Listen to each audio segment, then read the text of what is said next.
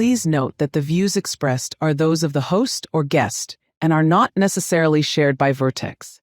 All participants have been compensated by Vertex. This podcast is only intended for U.S. audiences and for educational purposes. It is not intended to replace discussions with your healthcare provider. Hi, everyone. Welcome to the Walking with Warriors podcast, brought to you by Vertex Pharmaceuticals Incorporated, where we take a look at the sickle cell disease caregiver experience through our eyes.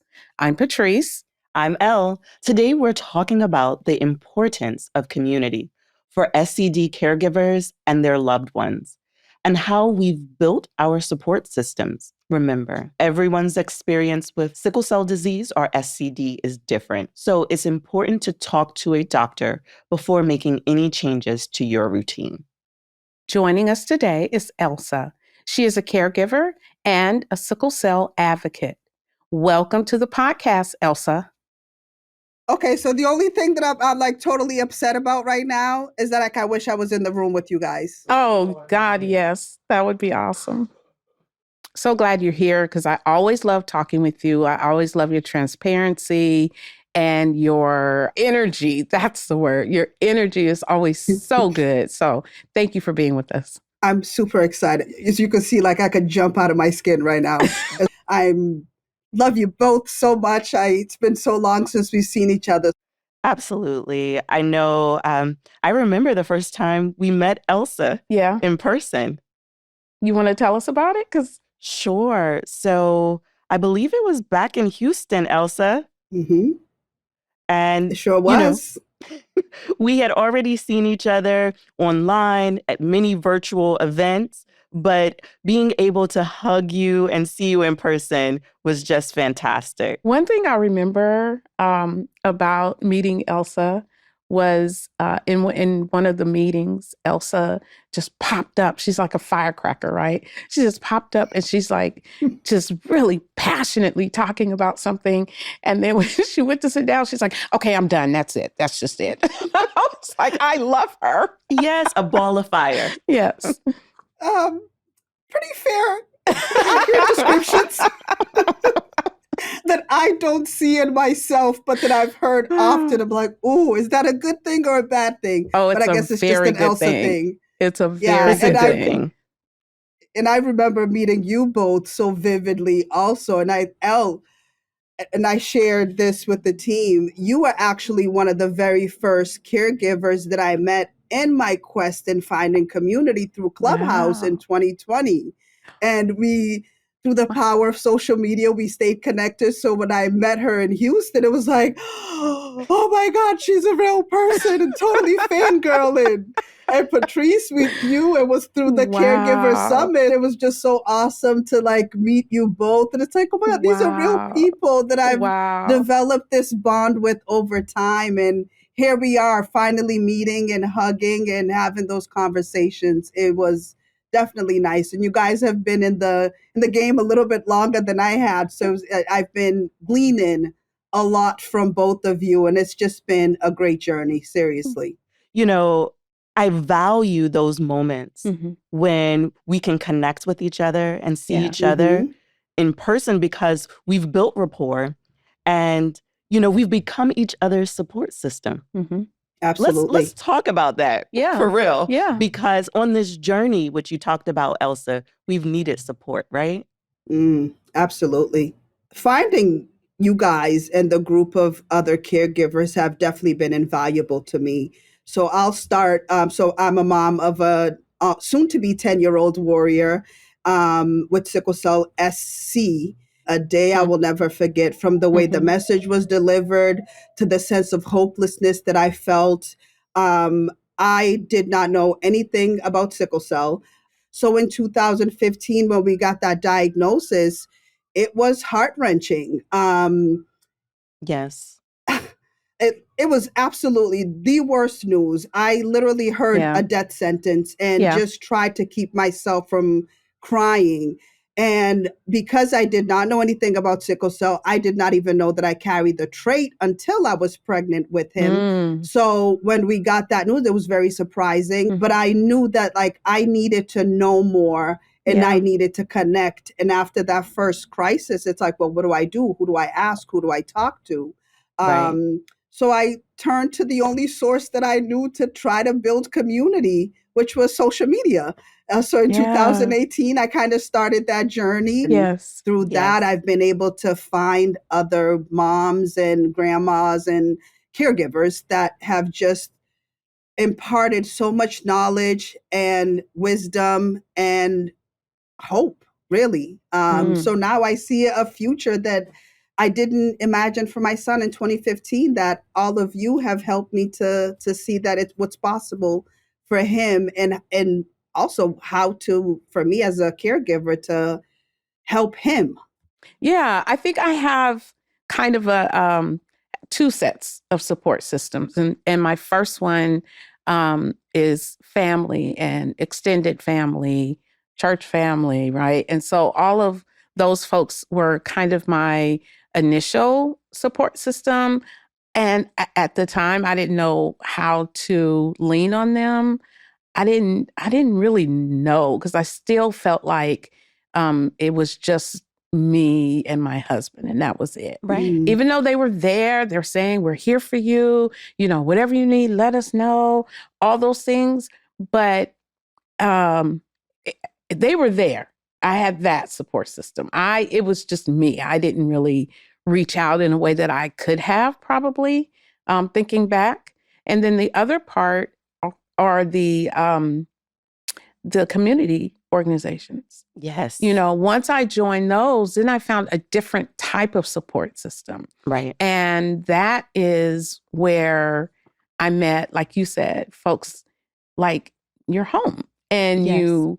you meet these people who have the same mindset, who've been through the things that you've been through, who understand those sleepless nights, who understand why you might look a little tired today. And know that, perhaps you were sleeping so soundly and then there were screams in the middle of the night. So, Right. it's that type of support, I think, is very different. And that's when I started really building that type of support. Yeah. So that was pretty cool. Pretty cool. I like it. I come from a very large family, but they're supportive, but there's also teaching them every step of the way, Right. which Yes. sometimes could be exhausting, Yes. especially after I'm exhausted. So Right. now having my own community that I've built and those that I've Mhm. become a part of, specifically over the last 5 years, it's amazing. Mhm. It's nice when you can mention a area that your child had pain and somebody else can relate and tell you exactly what that was like. Or, and I don't want to focus just on the children because we also matter, or certain things that we as caregivers go Yeah. through Yeah. that you may talk to another mom about, that they're Mhm. just like, nope, they don't understand. But you can say it to a caregiver, and they're a Mhm. sickle cell caregiver specifically, and Mhm. they're like, yes, and they can point you in the right direction. There's nothing like feeling understood and feeling seen and heard, Yes. like when you create those communities that of people, of like-minded people. Wow. I got to be really honest with you, because for the first probably 10 years of my daughter's life, I don't feel like I had a community Mhm. or Wow. a big support system. I had one friend who, I was homeschooling at the time, and I had one friend who would come see us every Friday.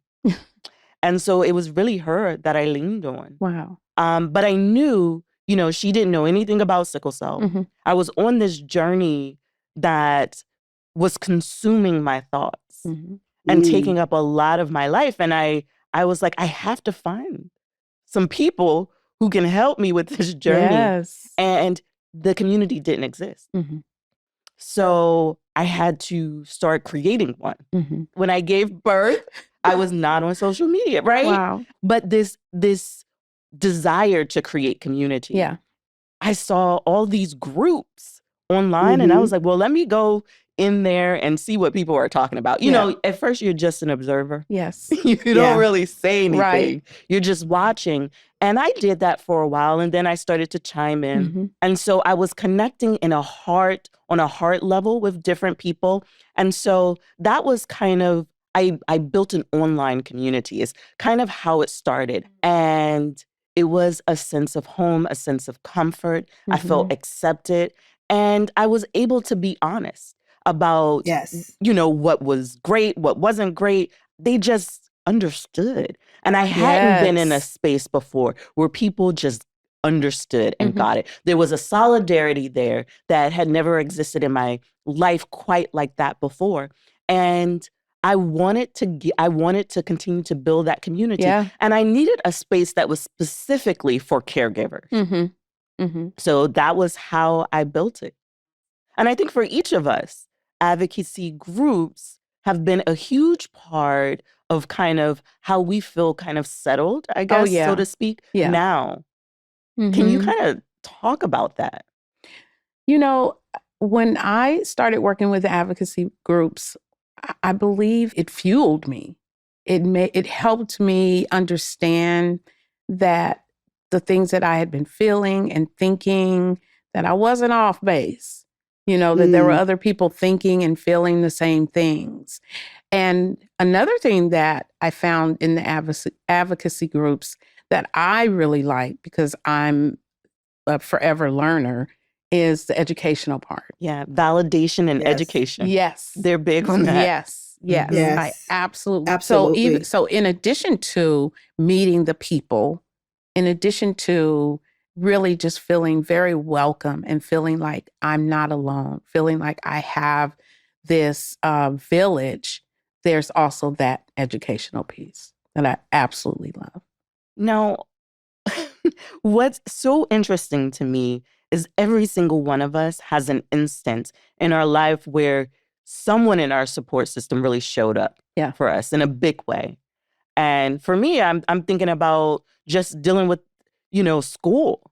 School is a whole nother aspect. You know, you got to have a 504 plan. You got to talk to the teachers. And really, that was uncharted territory for me because I was homeschooling my kids because I didn't really want to deal with all that.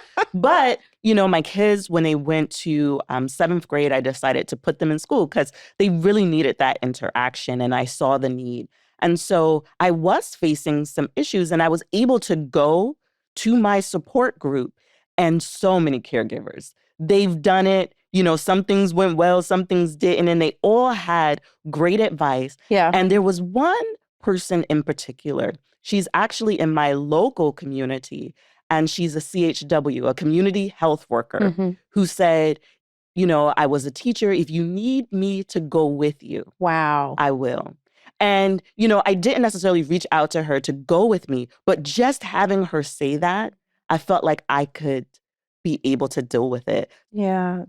I always think about a time when my son was really, really sick. And I called, actually, she's his godmother, and I called her and I text actually. And I said, you know, it's not a good day, I think is what I said. She knew he was in the hospital. And I think I said, it's not a good day. And she works in a space where she can't get on the phone. She can text, but she's in she works at a facility where you can't pick up calls and stuff. So she stepped out, she called me and she says, what's going on? And I couldn't speak. That's hard. It's overwhelming. So I said, it's not good. And I'm not good. And she said, okay. She said, I'll be off work at 4. I said, okay. And I went back in his room. And about 30 minutes later, now she works an hour away. And about 30 minutes later, the nurse came in and said, someone's here to see you. And she was here. And she says, I'm going to sit here all day. You need to switch out, we'll switch out. If you need to talk, we'll talk. If you need to sit in silence, we'll sit in silence. But I'm here. And it still touches my heart today. When someone shows up for you like that, that is just beyond words. You can't put a value on it. Right. Yeah. Oh, you didn't tell us we were going to cry, Patrice. Got me over here holding back tears. Like, no. Yeah.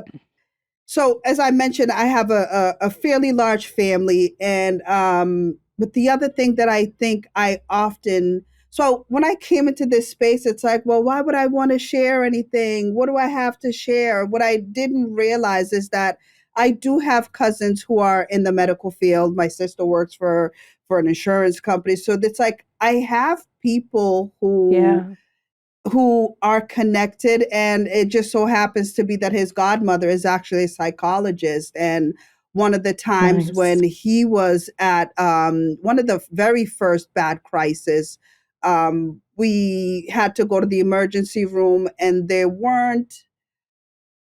it was a newer place, and they did not know as much. It was a team that was not as well versed in sickle cell, and he was having pain in his legs, and they're squeezing, asking, is this where it hurts? Is this where it hurts? So the psychologist called shortly thereafter just to check on him. And I'm like, I am ready to lose it. And it was just talking me off the ledge. Yeah. Just helping me to just breathe and think about every step along the way. So finding those people or having those people in my corner have absolutely been a game changer. And I feel like right now I am that for a few younger moms. And I've had the pleasure of connecting with thousands of people. And I don't connect with all of them, but there's a core group of moms, younger moms. And coincidentally, we all kind of have kids in that 2015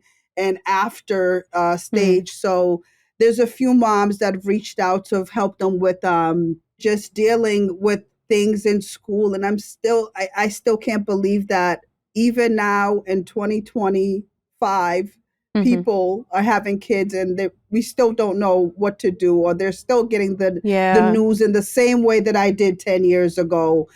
So taking those things that I've learned from my community, teaching me to breathe through each step, because this is only the beginning, and bringing it back to them it's been amazing. It truly has been. Elsa, for you, I know, I would say, maybe advocacy groups was new to you at first. Were you hesitant to kind of get started with advocacy groups? And now I know that, you definitely play a bigger role with them. But how was that journey from not being a part of them to learning about them and where you are today? One of the things that I realized is that there are so much need in the community, but not everyone was voicing the need to the proper people that can actually get things done. So for me, once I started to talk to warriors themselves and hearing all of the disparities, all of the mistreatment, and the different aspects of a warrior's life, that people were just afraid whether they were being mistreated in a hospital and not filing a complaint. I'm like, my son is still a baby. We get phenomenal treatment. But he's not going to be a baby for a long time. He's already at nearly 10. He's almost as tall as me. He's just under 5 feet tall. So I understand that I'm raising a young Black man in America, and that his life in the ER as he gets older and he feels independent, the need to be independent from me, the type of treatment that he gets can change drastically. So it was important for me to get involved with advocacy groups so that I can use my voice and my firecracker. My firecracker personality to at least give those who don't feel as comfortable speaking out Yes. a Yes. chance to be heard. Much like Elle, I didn't have social media prior to 2018. People can't find you if you're private. Right. I just felt that leading that I needed to help others, to be to others what I didn't have and what I so Right. desperately needed Mm-hmm. back in my time. So through in 2022, I created this community online. You are making a difference now, Elsa, and that difference will be in place as your son grows up. The differences Oh, that thank you're you. making are going to affect him down the road, and he'll be proud to say, "Oh, my mom was a part of that." So yeah, so thank you for what Oh, you do. thank you. We think our stories don't matter. And I think, Ella, was you that mentioned when you show up certain places, people know you. Were like, wait, you know me? But I think our stories are so important because it could be somebody else's blueprint tomorrow. Yes. Yes. As minuscule, and we may not think much of it, but it could be that one little glimmer of hope for somebody else, no matter Yes. how small or how big. And just sharing your experiences can go a long way, but it can also pour back into you. Yes. When we help people, Yeah. it helps us the most. Oh, absolutely. I mean, Oh, we're there you go. You said it better than I did. You're right. I mean, we're social beings. And so I think because of that, just making connections helps, Mm-hmm. period. Now, the added benefit that they understand sickle cell, that they've been there, that's like the cherry on top. But really making those Honey. connections, that is it. Mhm. That is really it. Yeah. I love it. I think they're just lucky to have you, Elsa. I think it's amazing. Yeah. I couldn't agree more. This is awesome. Again, when I saw your names, I was like, yes, people I love. But I get a little extra animated. But yeah, this is just amazing. And like you said, find somebody. It will build, like, I'm on the East Coast. Patrice, I believe you're on the West Coast. Elle is Yes. kind of right in the middle. We're in different parts of the country, but when we get together, it's like we've known each other for forever, and Yes. like we've always known each other. So yeah, you build long time friendships. Mm-mm. That's what community has done for me. Yeah, I feel like I have two great friends here, and you guys are in different journeys of your caregiving. So I learn a lot from both of you, and I am absolutely thrilled that I stepped outside of my comfort zone and decided to go find community on social media, which led me Yes. to both of you. Yeah. Well, And what you thank shared you. just really resonated because you're able to pay it forward. You Mhm. know, people have breathed life into you, Mhm. and now you're taking what you've been given and you're giving it to other parents. And I think that's the same experience I have. You know, I didn't have a community at first, but once I started connecting with people, I started to share, I started to build. And, you know, I just want to tell caregivers out there, no matter what your experience is Yes, valid. Because sickle cell absolutely. disease is so different from one person to the next. Yeah. So all three of us have different experiences as caregivers, Mm-hmm. but we're still able to be there for each other and support each other regardless of what that experience is. Mm-hmm. And I like to believe that for many of us, because we're able to lean on the shoulders of each other, we're able to wake up and get through each day. Mm-hmm. And so, yes, it can be scary connecting with new people, but each one of us has found value in it, talking about it, and just kind of being in the same space. Yeah. You know, you Mhm. talked about, you know, sometimes you don't have the words. Yeah. There are times in this experience where we have no words. Absolutely. So don't be afraid to just be in the space with other caregivers. So sometimes, when you go to these appointments, you don't really know who the other caregivers are. Right. But it can just be a glance with a smile. Mm-hmm. It can just be, looking at another person in their eyes.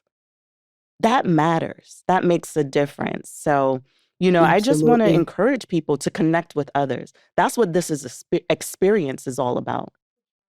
This has been one incredible conversation. It's always great to talk to you and to hear that your son is like 10. I remember when he was so much younger. And so it's a Mhm. journey that we're on together. And I'm so glad that we were able to meet and connect. And I look forward to many years of friendship to come. Yes, thank you, Elsa. We loved having you here today. We appreciate you. Thank you just doesn't seem like it's enough. We just loved your transparency. We loved the heart that you give when you talk about this. We thank you for all that you do and for sharing it with us today. Thank you guys so very much for having me. It's been my absolute pleasure, and I look forward to catching up in person very, very soon. Thank you so much for spending some time with us. If you liked this episode and want us to keep making more, make sure to subscribe so you never miss an episode. You can listen to or watch the Walking with Warriors podcast on Spotify, Apple Podcasts, YouTube, and walkingwithwarriors.com. On the next episode, we'll be talking about the power of advocacy in the SCD community. In the meantime, you can also visit the website for helpful tips and resources to help you build community support for your journey. See you next time.